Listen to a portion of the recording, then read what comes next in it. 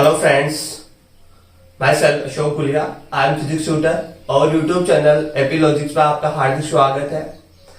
मैं आज आपके लिए चार डेफिनेशन लेकर आया हूँ। उन चार डेफिनेशन की बात करता है। चार्ज होता है क्या है, चार्ज के बारे में पढ़ेंगे। इलेक्ट्रिकल करंट होता है क्या है, पोटेंशियल डिफरेंस क्या होता है, पोटेंशियल क्या होता है। इन चार डेफिनेशन को अपन यहाँ पे समझेंगे। तो फर्दर अपन पहले चालू करता हूँ। फर्स्ट पार्ट है चार्ज होता क्या है। चार्ज अपन को पता है कि चार्ज एक फिजिकली प्रॉपर्टी होती है। किसकी? पदार्थ की फिजिकली प्रॉपर्टी होती है। चार्ज एक फिजिकली प्रॉपर्टी होती है किसकी? पदार्थ की। Charge is a physically property of matter.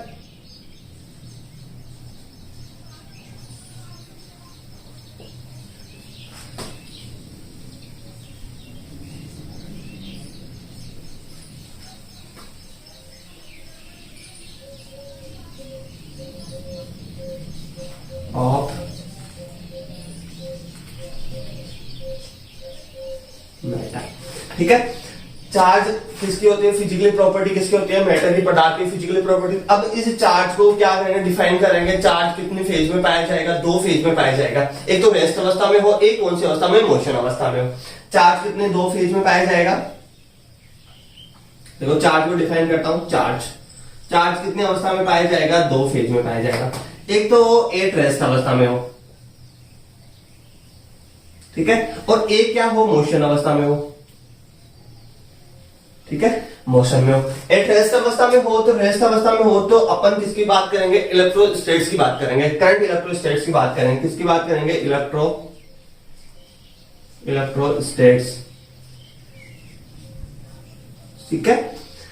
और यदि मोशन, अब मोशन भी दो टाइप से कर सकता है। मोशन कितने टाइप से कर सकता है? दो टाइप से कर सकता है। एक तो कर सकता है कांस्टेंट वेलोसिटी से कर सकता है, एक वेरिएबल वेलोसिटी से मोशन कर सकता है। कितने टाइप से मोशन कर सकता है? दो टाइप से कर सकता है, ठीक है। एक तो कौन सी?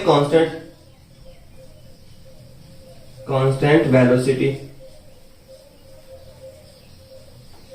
और एक कर सकता है वेरिएबल वेलोसिटी,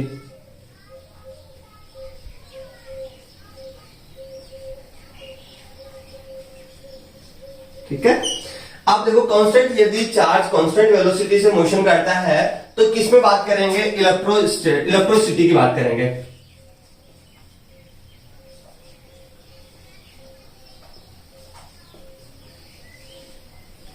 और यदि चार्ज यदि वेरिएबल वेलोसिटी से मोशन करता है तो किस में बात करेंगे? इलेक्ट्रोमैग्नेटिज्म की बात करेंगे, ठीक है। देखो यहां पे मैंने बताई चार्ज एक फिजिकली प्रॉपर्टी होती है, पदार्थ का एक गुण होता है। चार्ज दो फेज में पाया जाएगा। एक तो पाया जाएगा एक रेस्ट अवस्था में। यदि रेस्ट अवस्था में चार्ज होता है तो इलेक्ट्रोस्टेट्स में पढ़ेंगे अपन, ठीक है। चार्ज को किसमें पढ़ेंगे? इलेक्ट्रोस्टेट्स में पढ़ेंगे। यदि चार्ज मोशन करता है तो चार्ज की दो मोशन करते हैं, दो ब्रांचें होगी। एक तो इलेक्ट्रोसिटी ब्रांच होगी, एक इलेक्ट्रोमैग्नेटिज्म ब्रांच होगी, ठीक है। इन दोनों के, इसमें चार्ज को तीनों में पढ़ेंगे। इलेक्ट्रोस्टेट्स, इलेक्ट्रोसिटी और इलेक्ट्रोमैग्नेटिज्म, ठीक है। तीनों की बात होगी। अब मैं बात करता हूं इलेक्ट्रिकल करंट क्या होता है। अगले डेफिनेशन की बात करता हूं। इलेक्ट्रिकल करंट होता क्या है उसकी बात करता था। तो मैं बात करता हूं इलेक्ट्रिकल करंट होता क्या है।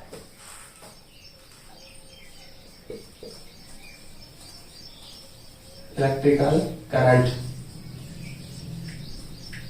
देखो इलेक्ट्रिकल करंट आपने सबने पढ़ा हुआ है, पहले 10th क्लास में थे। 10th क्लास में पढ़ा आई थी एग्जाम, तो उसमें क्या था? विद्युत धारा। विद्युत धारा का मतलब क्या होता है? आवेश के सतत प्रवाह की दर को क्या बोलते थे? विद्युत धारा बोलते थे वहां पे, ठीक है। तो मतलब rate of charge of flow. Electrical current क्या हो गया? इलेक्ट्रिकल करंट क्या हो गया? Rate of flow of charge, मतलब आवेश के सतत प्रवाह की दर को विद्युत धारा। मतलब ये अपने पास एक वायर है, इस वायर में क्या करेंगे? इलेक्ट्रॉन क्या करेंगे? इलेक्ट्रॉनों में क्या होगा? सतत प्रवाह होगा, ठीक है। ये इलेक्ट्रॉन एक दूसरे से क्या करेंगे? वाइब्रेशन करते हुए एनर्जी को क्या करेंगे? ट्रांसफर करेंगे। तो इसे क्या कहते हैं? इलेक्ट्रिकल करंट कहेंगे, ठीक है। इसे अपन इलेक्ट्रिकल करंट को आई से क्या करेंगे? डिनोट करेंगे। किससे डिनोट करेंगे? आई से डिनोट करेंगे। मतलब rate of charge of flow,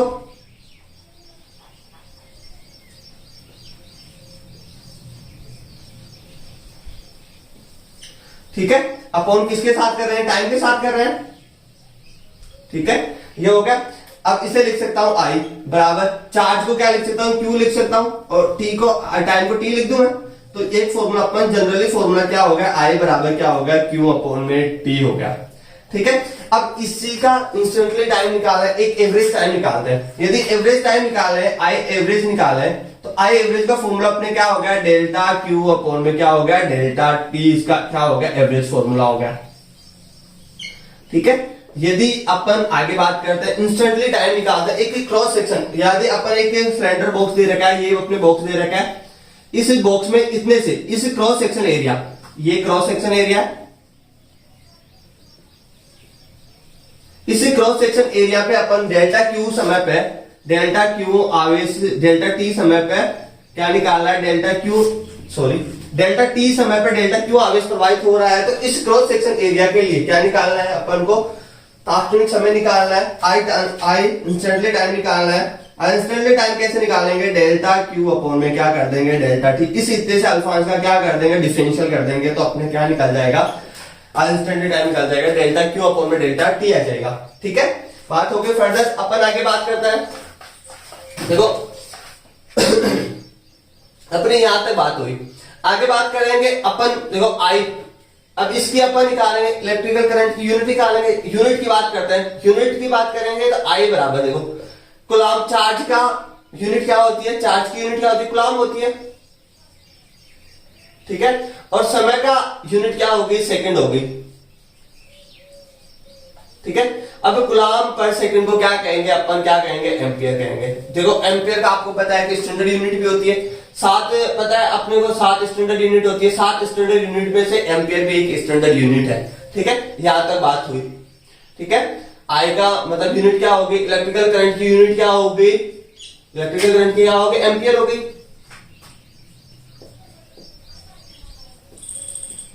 ठीक है, इसे अपन क्या लिख सकते हैं, ए से भी डोनेट कर सकते हैं, डिनोट कर सकते हैं। अब बात हो गई यहां तक। अब फर्दर अपन को पूछे कि एक एम्पियर की डेफिनेशन पूछे। अब एक एम्पियर की डेफिनेशन आपको कैसे डिनोट करेगा, देखो देखो अब मेरे को पता है, आपको पता हो गया एक एम्पियर की, यदि आपको एक एम्पियर की डेफिनेशन पूछे तो एक एम्पियर की डेफिनेशन कैसे लिखोगे। देखो मैथमेटिकली बात करता हूं पहले मैं। अपन को पता है, क्या पता है, आई बराबर क्या होता है, क्यू अपॉन में टी होता है। ठीक है, यदि मैं इफ क्या करूं, Q बराबर क्या कर दूं, 1 कूलम्ब कर दूं, Q बराबर क्या कर दूं, 1 कूलम्ब कर दूं, और T बराबर क्या कर दूं, 1 सेकंड कर दूं, तो I बराबर मैं वैल्यू पुट करूंगा इस फॉर्मूले में, तो क्या होगा, 1 कूलम्ब अपॉन में 1 सेकंड, ये हुआ। तो इसे कूलम्ब पर सेकंड को क्या लिख सकता हूं, 1 एम्पियर। तो I बराबर क्या हो गया, 1 एम्पियर हो गया। तो मैथमेटिकली तो ये बात होगी। अब मैं बात करूं फिजिकली, फिजिक्स में बात करें, फिजिक्स में बात करें तो फिजिक्स में बात करेंगे तो क्या लिखेंगे, यदि कोई तार है, कोई धारावाही चालक तार है, इलेक्ट्रिकल वायर है, इलेक्ट्रिकल वायर में एकांक समय में, इलेक्ट्रिकल एक स्मॉल चार्ज को, एक इलेक्ट्रिकल चार्ज को एक एकांक समय में यदि 1 कूलम्ब आवेश प्रवाहित होता है, 1 कूलम्ब आवेश प्रवाहित होता है उस तार में, तो अपने पास जो भी करंट मिलेगा उस वायर में, तो वो क्या हो गया, 1 एम्पियर के बराबर हो जाएगा। मतलब किसी धारावाही चालक तार में एकांक आवेश को प्रवाहित करने के लिए जो समय 1 सेकंड में यदि 1 कूलम्ब आवेश प्रवाहित होता है, तो प्रवाहित होने वाली धारा किसके बराबर होगी, 1 एम्पियर के बराबर होगी। ठीक है, यहां तक 1 एम्पियर की डेफिनेशन कंप्लीट होती है। ठीक है, यहां तक हो गई। अब इलेक्ट्रिकल करंट की पता हो गया कि एम्पियर होता है। अब बात करें फर्दर अगली, अब बात करें इलेक्ट्रिकल करंट की यूनिट, वो क्वांटिटी क्या होती है, किस कौन सी राशि होती है। इलेक्ट्रिकल करंट सदिश होती है, अदिश होती है, या टेंसर क्वांटिटी होती है, स्केलर, वेक्टर, और कौन सी टेंसर क्वांटिटी। देखो इसकी यूनिट की बात करते हैं, इलेक्ट्रिकल करंट की यूनिट की बात करते हैं, इसकी यूनिट क्या होती है। अब देखो यूनिट की बात करें, देखो स्केलर या तो होगी, स्केलर होगी, या क्या होगी, वेक्टर होगी, और या क्या होगी, टेंसर होगी। यही होगी तीनों में से। देखो अब तीनों में से कौन सी होती है, अपन को पता है इलेक्ट्रिकल करंट, करंट का क्या पता है, अभी डायरेक्शन भी होनी चाहिए। ठीक है, तो आई की क्या होती है, डायरेक्शन भी होती है। ठीक है, और आई की क्या होगी, मैग्नीट्यूड भी होता है। ठीक है, मैग्नीट्यूड भी हो गया। ठीक है, तो इसका क्या हो गया, मैग्नीट्यूड भी हो गया। ठीक है, यहां तो हो गए। तो ये कौन सी होनी चाहिए, वेक्टर क्वांटिटी होनी चाहिए इसके अकॉर्डिंग। तो यदि करंट की डायरेक्शन और मैग्नीट्यूड हो गया तो कौन सी होनी चाहिए, वेक्टर क्वांटिटी होनी चाहिए। ये कौन सी क्वांटिटी होनी चाहिए, वेक्टर क्वांटिटी होनी चाहिए। बट क्या होता है, ये वेक्टर क्वांटिटी नहीं होती। Current does not flow, follow किसको करते, एडिशन, वेक्टर एडिशन लॉ को फॉलो नहीं करती। करंट डज नॉट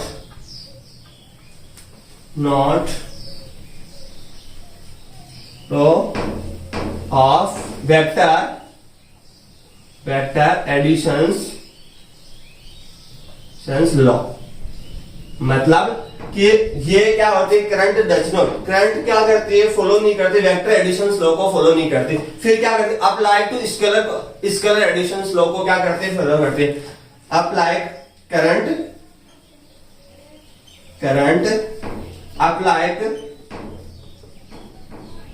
अप्लाई किसको करती है, स्केलर एडिशंस लॉ को क्या करती है, फॉलो करती है। इसलिए कौन सी होती है, इलेक्ट्रिकल करंट क्या होती है, एक स्केलर क्वांटिटी होती है, ठीक है। बट स्केलर क्वांटिटी के साथ साथ ये क्या होती है, टेंसर क्वांटिटी भी होती है। देखो फर्दर अपन एक एग्जांपल से समझते हैं। देखो एग्जांपल से समझाता हूं मैं।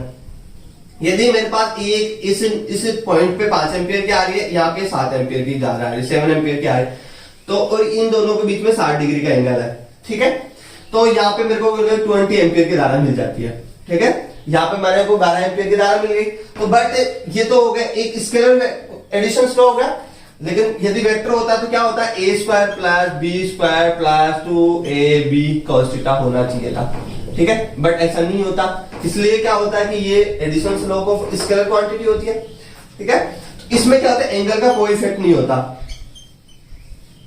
एंगल नॉट इफेक्टिव, एंगल कोई क्या होता है, इफेक्ट नहीं करता। मतलब देखो अपन में बात कर रहे हैं करंट क्या होती है, स्केलर, वेक्टर और टेंसर। तो वेक्टर की बात करें, देखो करंट में होता है डायरेक्शन भी होती है, करंट में मैग्नीट्यूड भी होता है, ठीक है। तो वेक्टर क्वांटिटी होनी चाहिए, बट ये वेक्टर क्वांटिटी नहीं होती क्योंकि ये एडिशंस, वेक्टर एडिशंस लॉ को क्या करती, फॉलो नहीं करती, इसलिए वेक्टर क्वांटिटी नहीं होती। फिर कौन सी हुई, स्केलर क्वांटिटी। तो क्या है, ये स्केलर क्वांटिटी की बात करते हैं। स्केलर क्वांटिटी में देखो ये डायरेक्ट एडिशन हो रहा है तो इसलिए स्केलर क्वांटिटी हो गई, ठीक है। करंट क्या हो गया, स्केलर क्वांटिटी होगी। बट देखो फर्दर अपन बात करेंगे, ये देखो स्केलर क्वांटिटी, वेक्टर क्वांटिटी और टेंसर क्वांटिटी। तो ये देखो वेक्टर क्वांटिटी होगी नहीं कभी, तो कौन सी होगी, या तो स्केलर होगी या टेंसर होगी।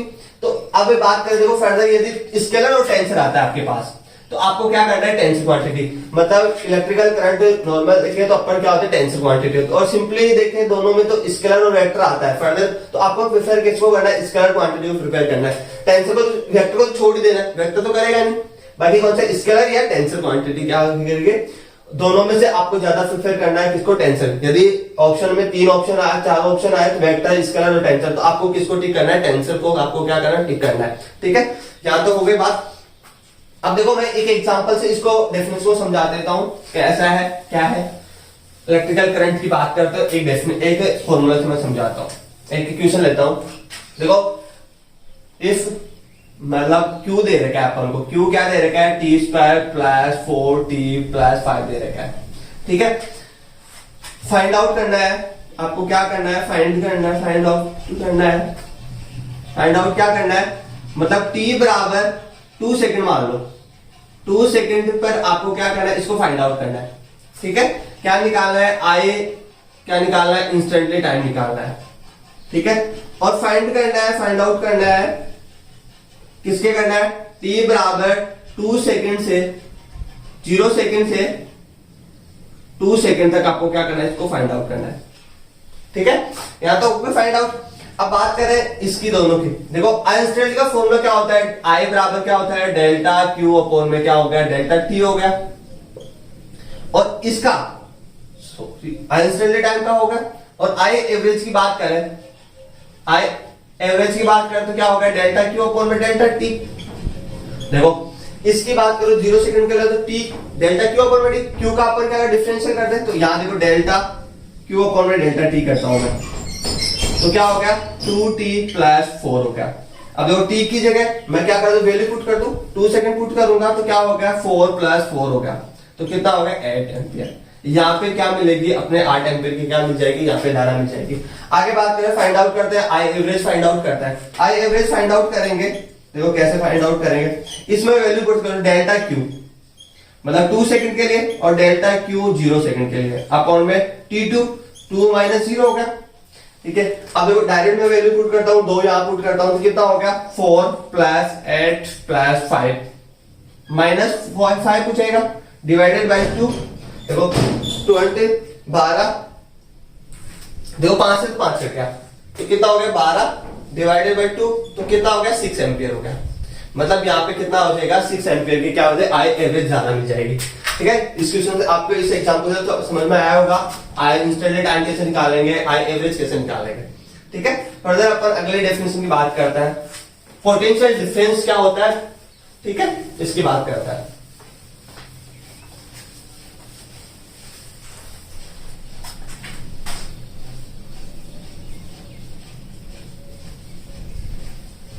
पोटेंशियल डिफरेंस क्या होता है, देखो पोटेंशियल डिफरेंस क्या होता है उसकी बात करता है। पोटेंशियल डिफरेंस होता है, देखो ये मेरे पास एक विद्युत क्षेत्र है,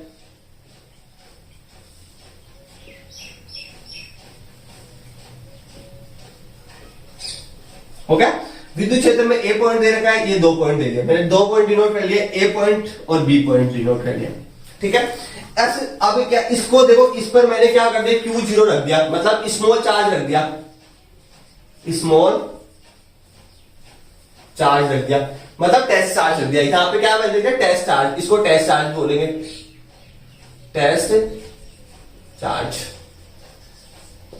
ठीक है। और ये क्या होता है, पॉजिटिव होता है, ठीक है, पॉजिटिव स्मॉल चार्ज या टेस्ट चार्ज।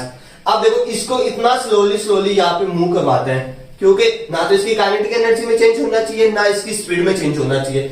मतलब इलेक्ट्रिकल फील्ड के अपोजिट डायरेक्शन में इस बी पॉइंट को एकांक धनावेश से स्मॉल चार्ज को यहां तक लाने में जो मेरे को work done, opposite work done करना पड़ेगा बाय एक्सटर्नल एजेंट के through, work by extra agent के थ्रू जो मेरे को कार्य करना पड़ रहा है, वो मेरा क्या कहलाएगा, पोटेंशियल डिफरेंस कहलाएगा। विद्युत क्षेत्र में स्थित एकांक धनावेश को एक बिंदु से दूसरे बिंदु तक लाने में जो कार्य करना पड़ रहा है, वर्क डन करना पड़ रहा है, वो मेरा क्या कहलाएगा, पोटेंशियल डिफरेंस कहलाएगा। मतलब वर्क बाय एक्सटर्नल एजेंट के थ्रू करना पड़ रहा है, work by external agent, external agent, ठीक है। देखो ना तो इसके 9, देखो मैं बात करूं VA माइनस VB कर दूं, VA माइनस VB बराबर क्या होगा, W एक्सटर्नल किसके, B माइनस A के अपोजिट डायरेक्शन में लेके आ रहा है, अपॉन में किसको लेके आ रहा है, Q लेके आ रहा है। तो ये मेरे पास क्या हो गया, इसका फॉर्मूला हो गया, इसका हो गया पोटेंशियल डिफरेंस का क्या फॉर्मूला हो गया, मतलब इसको B को इतना स्लोली लेके आता है कि ना तो इसकी स्पीड में चेंज होना चाहिए, ना इसकी काइनेटिक एनर्जी में क्या होना चाहिए, the charge should be moved by very slowly, इतना स्लोली लेके आते हैं चार्ज, द चार्ज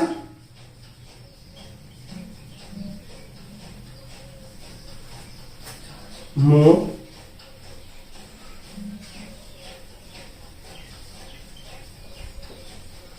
स्लोली, ठीक है। चार्ज को इतना slowly but not change kinetic energy and speed, मतलब इस जो एकांक स्मॉल चार्ज है, इस टेस्ट चार्ज की ना तो काइनेटिक एनर्जी में चेंज होनी चाहिए, ना ही क्या होनी चाहिए, ना ही स्पीड में चेंज होनी चाहिए, ठीक है।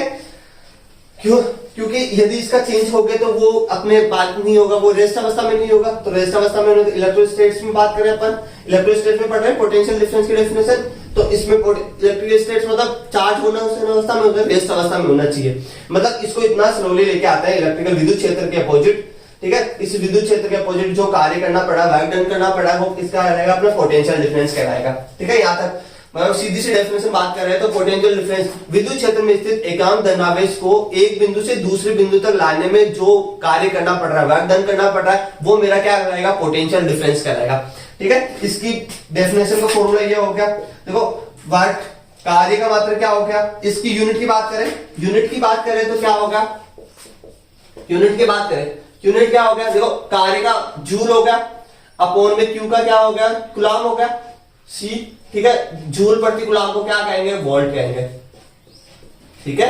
जूल प्रति कूलाम को क्या कहेंगे, वोल्ट। अब 1 वोल्ट की डेफिनेशन निकालना है, फिजिकली बात करें, ठीक है। यहां से मैं इसको रब करता हूं, ठीक है।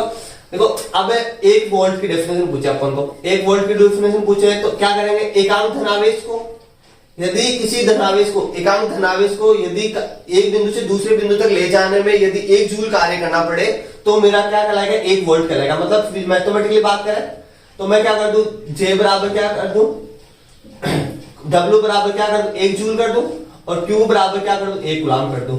तो मेरे पास फॉर्मूला में क्या होगा, V बराबर 1 जूल अपॉन में 1 कूलाम, तो क्या होगा, 1 वोल्ट हो गया।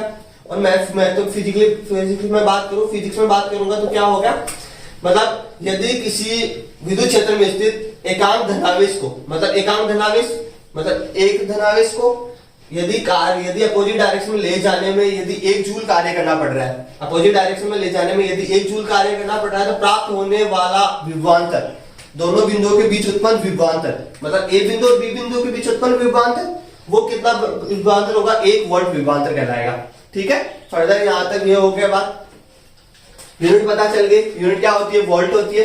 और पोटेंशियल डिफरेंस एक स्केलर क्वांटिटी होती है, कौन सी क्वांटिटी होती है, पोटेंशियल डिफरेंस क्या होती है, एक स्केलर क्वांटिटी होती है, ठीक है। जहां तक हो गया। अब मैं अगले डेफिनेशन की बात करता हूं, पोटेंशियल होता क्या है, ठीक है। देखो अगली डेफिनेशन की बात करूं, पोटेंशियल मैं क्या करता हूं, अज्यूम करता हूं, एक चीज अज्यूम करता हूं, V इनफाइनाइट, V इनफाइनाइट पे क्या होगा, पोटेंशियल क्या हो गया, 0 हो गया। मतलब ये मेरे पास देखो यहां पे समझते हैं, ये इलेक्ट्रिकल फील्ड है, ठीक है, ये इलेक्ट्रिकल फील्ड है, और यहां मैंने क्या कर दिया, एक इनफाइनाइट पॉइंट मार दिया, ठीक है। इस इनफाइनाइट पॉइंट पे, ये इनफाइनाइट है, इस इनफाइनाइट पॉइंट पे मैंने क्या कर दिया, Q0 रख दिया, मेरे को पता नहीं है, फिर भी इनफाइनाइट पॉइंट पे मैंने Q0 रख दिया, इसको टेस्ट चार्ज रख दिया, यहां पे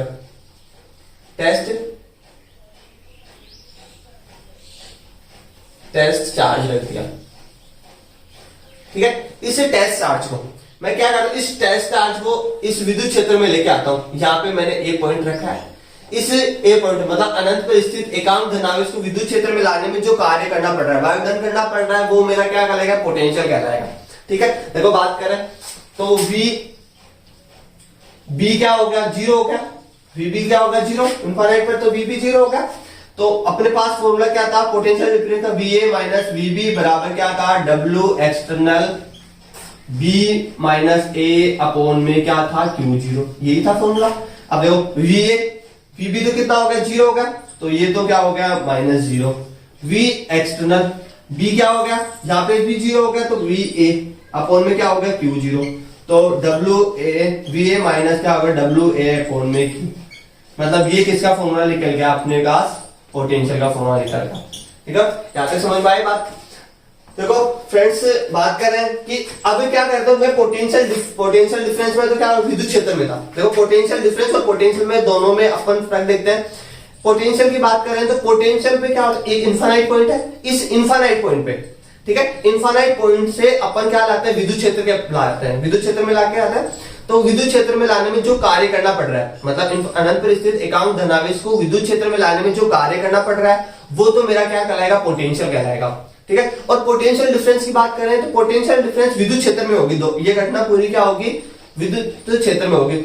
इस इलेक्ट्रिकल फील्ड में एक बिंदु है, ये दूसरा बिंदु, इस बिंदु को उठा के यहां तक लाने में जो मेरे को वर्क डन करना पड़ रहा है, कार्य करना पड़ रहा है, वो मेरा क्या कहलाएगा, पोटेंशियल कहलाएगा, सॉरी पोटेंशियल डिफरेंस कहलाएगा। इन दोनों बिंदुओं के बीच जो डिफरेंस है वो पोटेंशियल डिफरेंस कहलाएगा। मैंने 4 डिफरेंस बताई, चार्ज क्या होता है, इलेक्ट्रिकल करंट क्या होता है, पोटेंशियल क्या होता है, पोटेंशियल डिफरेंस कहलाता है, ठीक है। चारों डिफरेंस फर्दर मैं आशा करता हूं कि आपको समझ में आई होगी, ठीक है। यदि इनमें कोई भी गलती हो तो आप मुझे कमेंट्स करके इस चैनल के नीचे जो भी आपका लिंक दे के उसमें कमेंट्स करके मुझे बताओ कि हाँ कि सर इसमें ये गलती है, भैया इसमें ये गलती है, तो मैं आपको पूरा करूंगा, इसको सुधार करूंगा। और फर्दर मैं आशा करता हूँ कि ये आपको समझ में आया होगा। आगे मैं नेक्स्ट टॉपिक लेके आऊंगा कुछ दिनों बाद में। तो थैंक यू सो मच। ज्यादा से ज्यादा इस चैनल को यदि पसंद आया तो लाइक करो, सब्सक्राइब करो, ठीक है। Thank you so much friends.